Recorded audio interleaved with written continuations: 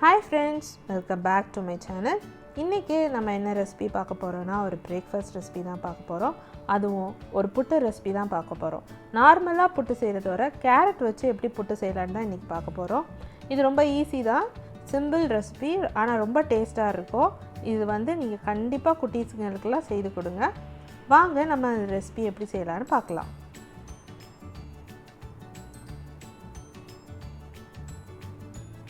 First, நம்ம அதுக்கு தேவையான ingredients என்னன்னு பார்த்துடலாம். துருவன கேரட், துருவன தேங்காய், அரிசி மாவு, பொடிச்ச கருப்பட்டி, கிஸ்மிஸ், உப்பு.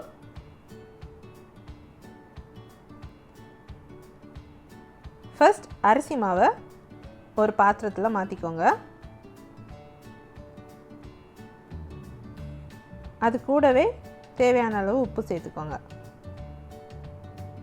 இப்போ துருவி வச்சிருக்க கேரட்டை அது கூட ஆட் பண்ணிக்கோங்க. பொடிச்ச கருப்பட்டியும் ஆட் பண்ணிக்கோங்க. கிஸ்மிஸையும் ஆட் பண்ணிக்கோங்க. ஆட் பண்ணிவிட்டு கொஞ்சம் கொஞ்சமாக தண்ணி தெளித்து நல்லா மிக்ஸ் பண்ணிக்கோங்க. இப்போ நம்ம புட்டு மாவு ரெடி ஆயிடுச்சு. இப்போ புட்டுக்குழலில் ஃபஸ்ட்டு ஒரு லேயர் தேங்காய் போட்டுக்கோங்க.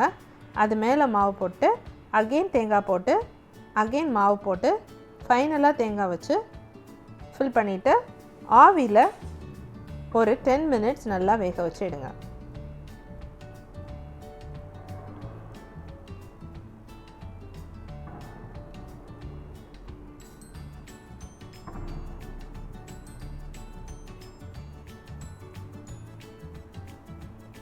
ஹெல்த்தியான கேரட் புட்டு ரெடி ஆயிடுச்சு.